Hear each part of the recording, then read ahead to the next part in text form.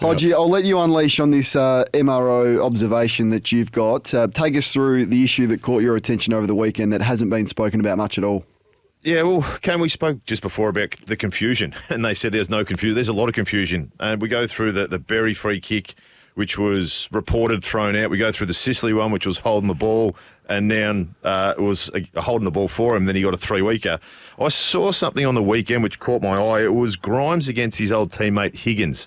It was first quarter, 5:04 on the clock. We're going to chuck it on the SEN Twitter page for everyone to have a look at.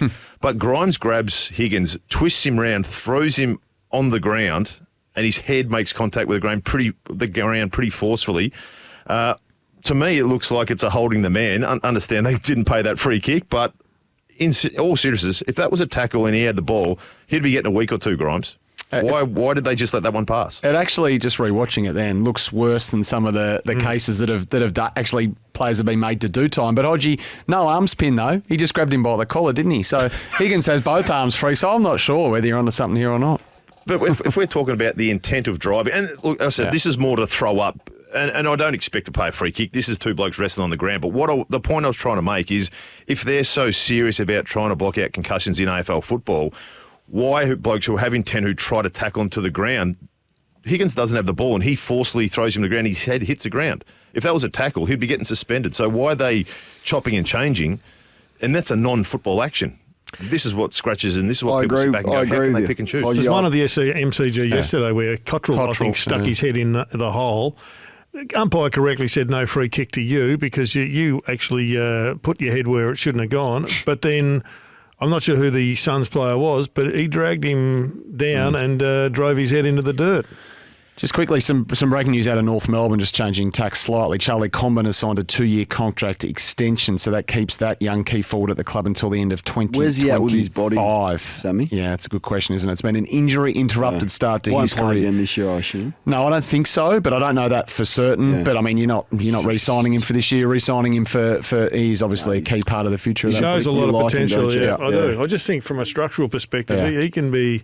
I think the Kangaroos have got some potentially really good big men. I mean, they're not going to be Stephen Kernahan, but they're darn good players. Yeah. There is a bit to like about him, Comben, if he can just get his body right. Hodgie, I'm going to let you unleash on the Gold Coast and their effort. No, not gold. It's not an unleash, Kane. It's a come part on, that fire up. When is this going to happen for Gold Coast? Onto Higgins. When? Well, I think that's the frustrating part.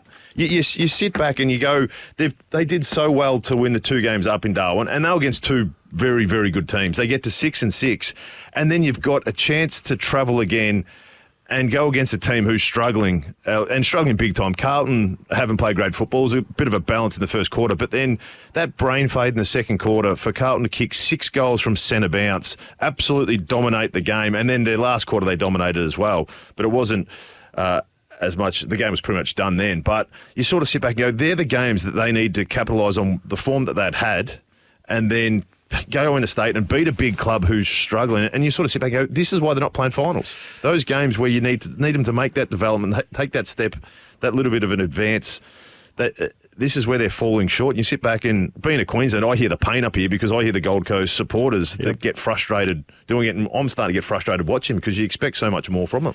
They would have been pumped up about it's the only time we're playing on the MCG, this is where finals are being played, etc. But they're also coming off 2 weeks away up in Darwin and had a bye, and I reckon the bye flu got them.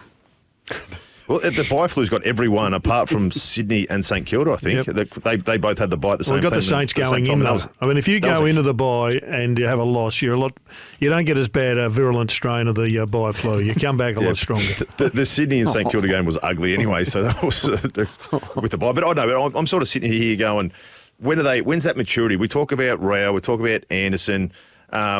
They're the guys who need to stand up. You put those blokes in the middle, 6 goals from centre bounce in that second quarter, just blew them away. And I can tell you, I spoke to a lot of Carlton supporters who were at the game. That first quarter, they were nervous. They were nervous. They were sitting here going, oh, hang on. Same old. This doesn't look good. Yeah, it was the same old. Harry McCall's dropping uncontested marks. Their efficiency going inside 50 wasn't there. And chip kicks around the ground. Couldn't score. I I saw Sammy was up in a box. He wasn't sitting out with his fellow Carlton. Never in doubt, I thought, to be honest. I couldn't disagree with you more. Geez, you've been perky today. Were you just imagine what happens with a win, isn't it? Yeah, you're just sitting up there with some scones. I was just shocked. 9 goals in 20 minutes and nearly fell out of the box. I could not believe it. All right, well, I'm going to launch in my observations and we'll start there. And it's a criticism towards Gold Coast. So observation number 1, we all know and we have spoken about, to beat Carlton, you stop Cripps, okay? Stop Carlton, stop Cripps, or vice versa. It doesn't matter. That's been the theme, and teams have done it. Jack Steele, Dawson, Dunkley, Heaney, Archie Perkins. So what did Gold Coast do? And we asked Stephen King about this on the Sunday Footy Show. Hey, the thought is you stop Cripps, you stop Carlton, you're going to put any time into him. Gerard, the response is, no, we'll back in our system. And how'd that go for them? How'd backing in your system, when there is a tried and true method to stop Carlton, you stop Cripps? He waltzed around with no one on him.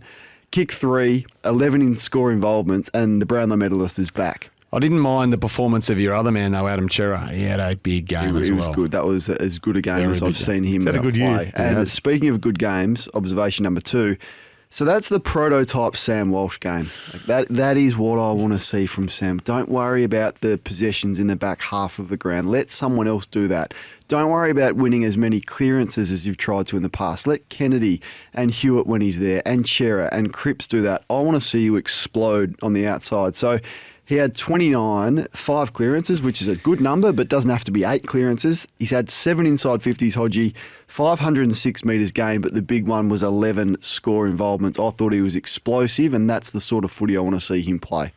Well, he's that exciting. And this, as you said, Kane, when they got the big bodies in and around the stoppage, you're right about Chera. Watching him, they need to get the ball into his hands just as much as Walsh. But anything centre forward for a bloke who can run like that and has the composure to hit a kick, as you said, anyone can get the ball in the back half. Get it centre forward where you can actually hurt your opponent. Yeah, I thought he was magnificent yesterday. Observation number 3, the Dogs won, but their defensive issues refused to be fixed or acknowledged. So against a team in North that had lost 11 in a row, they allowed 19 shots from 35 entries and 12 marks inside 50. So from 35 entries, 12 marks inside 50 and 19 shots. That's not winning a thing. So that profile, defending defensive transition, and also the ease in which they were out-muscled, and I get there was some injuries. I get that. Jones wasn't there and O'Brien got injured and they had to put Norton back. But the constant theme for them, Gerard and Hodge, is they don't want to defend or they don't know how to defend. Are you leaving Norton back, Luke, now with Jones out, O'Brien will miss 3 weeks? You've got a couple of players, defenders that haven't got the job done playing VFL. You've got Lobb, you've got Hugo Hagan, you've got Cody Waitman kicking 6. Is Norton a permanent defender for the rest of the year? I don't think Bevo will go there. I think if you look through, and this is something that I'd picked up from the weekend, but it's also been the whole first half of the season for the Bulldogs. You look through their main defenders who are going through, and Jones, who's going to be out for a long period of time. Bruce has only managed 6 games. He played the first 5, then round 13. You got Keith, who's played 10, and O'Brien, who's played 7. So they've had no consistency.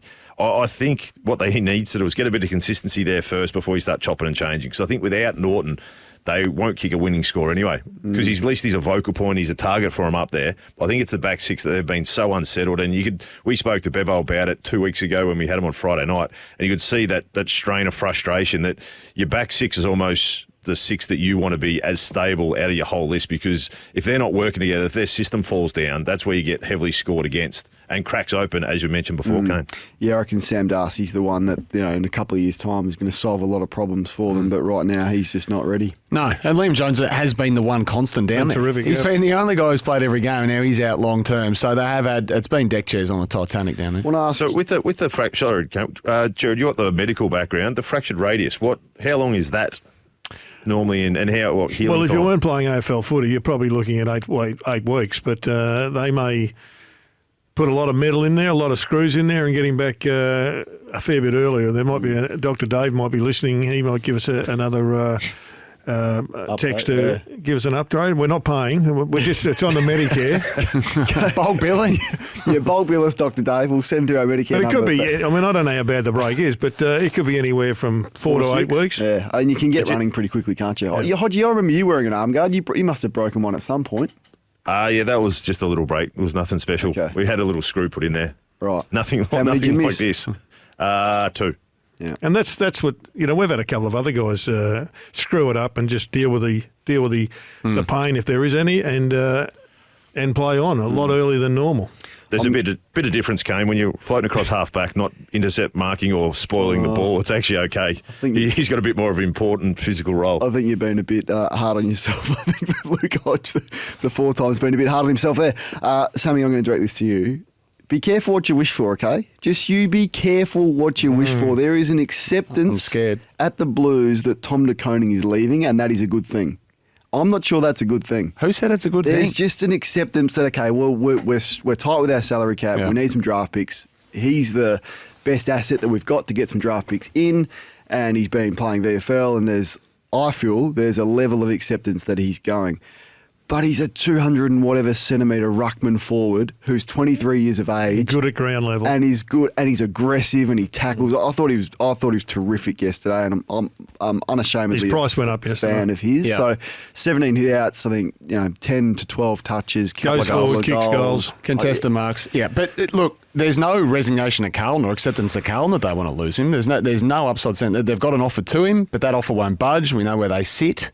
So if the price is right, another club offer? I think so. Okay. Yeah, I think it is. And look, as is always the case with players like this, they are poached for upside reasons, and there will be potentially a bigger offer out there. But I think Carlton and Geelong's speaking a very similar language in terms of the pay scale they see him at. So make of that what you will. There will be other clubs, and there are other clubs interested. Who knows what they're willing to dangle. But I sent a message to my mate in the third quarter of that game yesterday. I said, need to sign this guy absolutely ASAP, because like a lot of players at the weekend, he looked reborn. Well, I just think Hodgie, like Max Gorn, what was he like at 23? You know what I mean? I know it's a big comparison. He's a 6-time All-Australian, but sometimes we get a little bit impatient with these guys.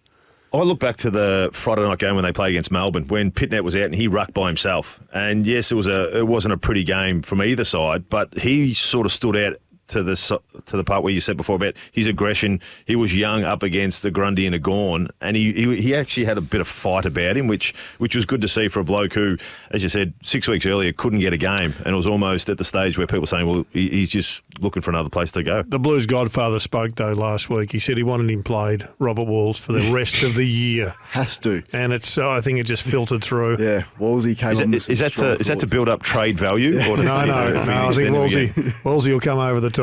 He's not to be traded. And Gerard, I'm going to direct this one at you. So the Saints, I think, need to address their midfield. It is a workman-like midfield that is just struggling for impact. So we've got Ross, we've got Steele, who's having a down year. We've got Crouch, who gets a lot of the footy but doesn't do a lot of damage.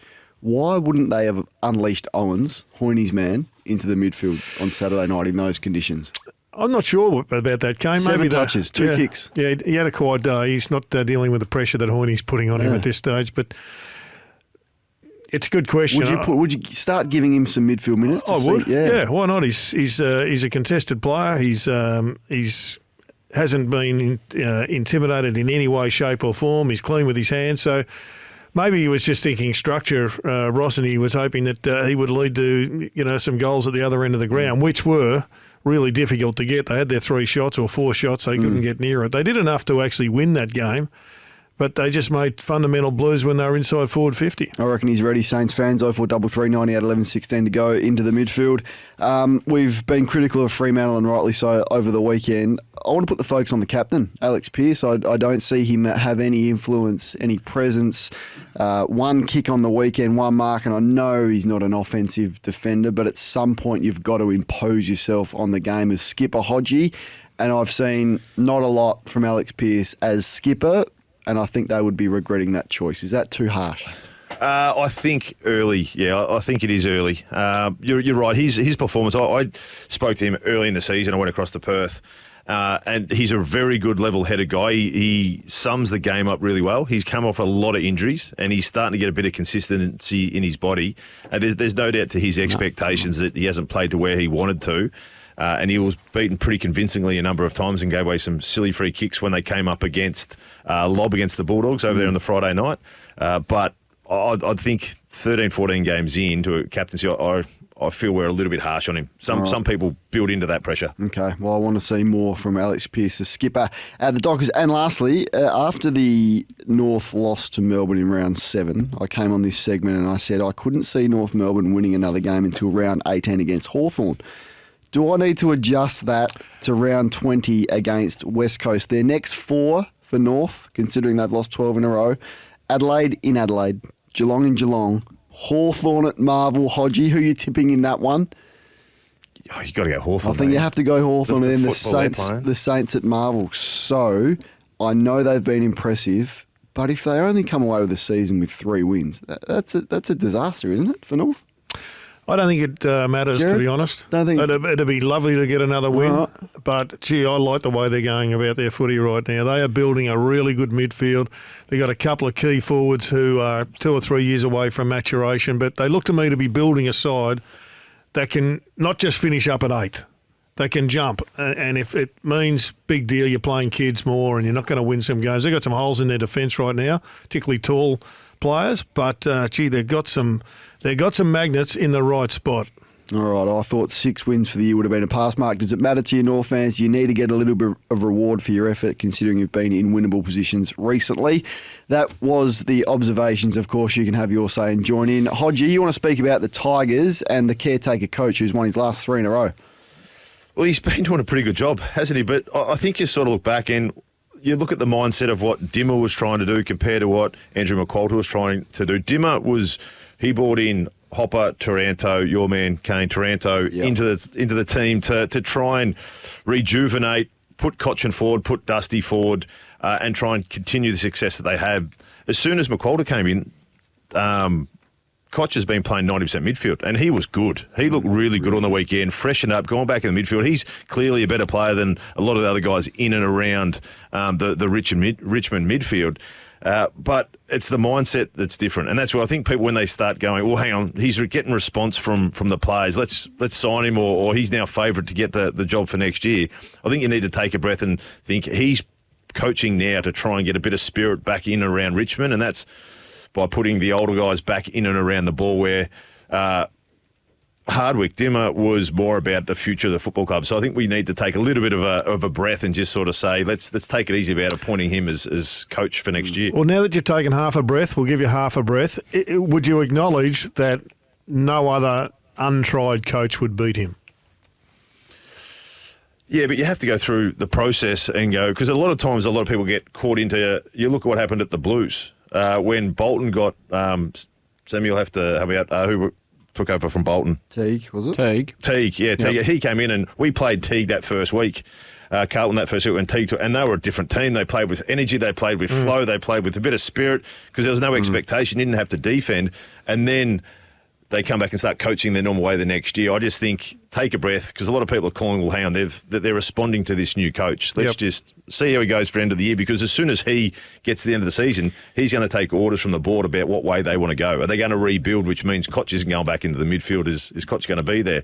There's a lot to unfold, but I heard a few whispers the last couple of weeks from Richmond supporters going, he's our man, he's our man. It's like, let's see how things unfold towards the end of the year. And he might be. Who else is available? But a theory, I don't know if you guys agree to this, when you get an interim coach, you're not getting the real person in a way. Like they're coming in with a limited opportunity. They can't change too many things on the run. So, and you'd be loath to change Damien Hardwick's method. So I know with David Teague, this might have been the case. You come in as a player's choice, you keep the peace, there's a lot of harmony, you do what you do, you keep it simple. But then with a whole off-season to implement your things and the way you see coaching and the philosophies you have, that's when you potentially get a different picture of the person that you thought was going to be your man long term. You're warming to him, I think, Gerard. Warmed. Yeah. Is that the right word? Yeah, I can feel the warmth. No, I warmed to him a couple of weeks ago. I just when a guy is smart and as experienced as Ross Lyon, gives you a rubber stamp. He wants him as his number 2 man down at St Kilda.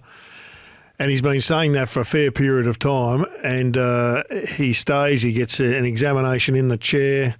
He's the man who's it's his to lose at this stage, I reckon. All right, Sam. Sorry, Hodge, you just hold there for a tick, because breaking news: the tribunal is in. Decision is in. Well, the appeals board is deliberating. So Murray Kellam has said, "Well, go away and have a think about it." And Kane, don't hold your breath. He did leave it with the words, "It might take some time." So an hour and 15 minutes of legal back and forth. Barat will have the news for you. We'll bring you the news from Edgbaston. And by the way, nothing for Paul Curtis. So that that accidental kick on Liam Jones that broke his forearm.